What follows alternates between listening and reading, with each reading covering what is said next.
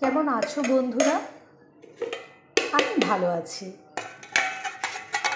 আর তোমাদের বৃষ্টি কেমন লাগে বলো তো?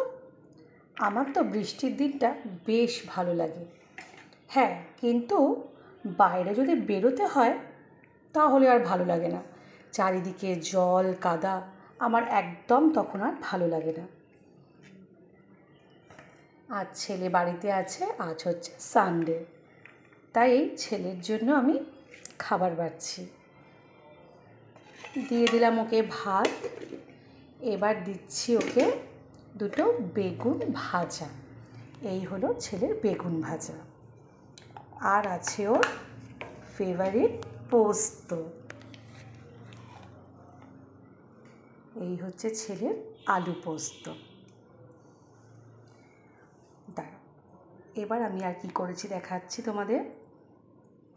আজকে আর মাংস করিনি, কারণ ছেলে বলল মা মাংস করো না। রোজ একটু মাংস অল্প অল্প করে খাওয়া হচ্ছিল, দিয়ে বললো আজকে তুমি মাছের ঝোল করো।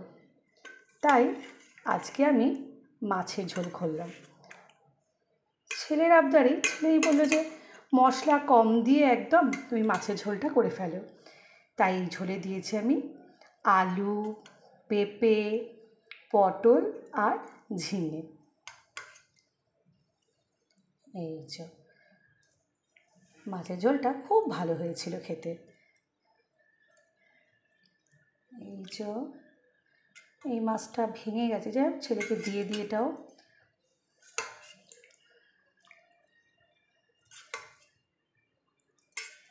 এই হলো আমার ছেলের আজকে সানডে লাঞ্চ। চলো বাই।